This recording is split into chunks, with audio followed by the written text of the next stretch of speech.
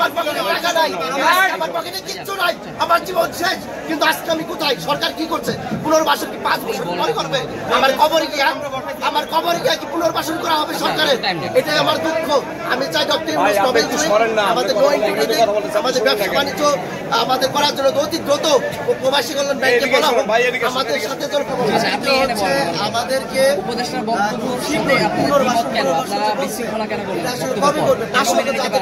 আসলে আমরা যেটা আশা করেছিলাম এবং আমাদের প্রবাসী কল্যাণ ব্যাংকে আমরা যেটা আশা করেছিলাম আমরা সেই আশানুরূপ ওনার কাছে সেই আশাটা পাইনি।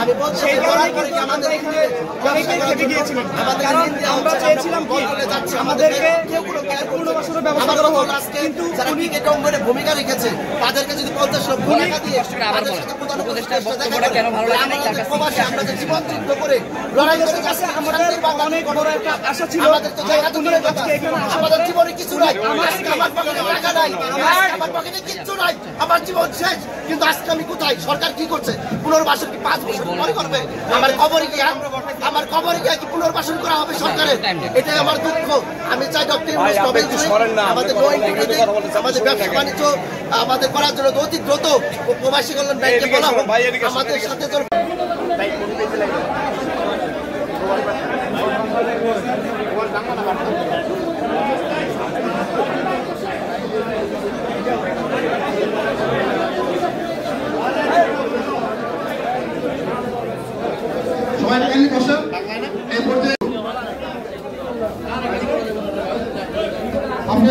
চট্টগ্রাম, মিজানুর রহমান শেরপুর, রোমান নোয়াখালী, জহিরুল ইসলাম নোয়াখালী,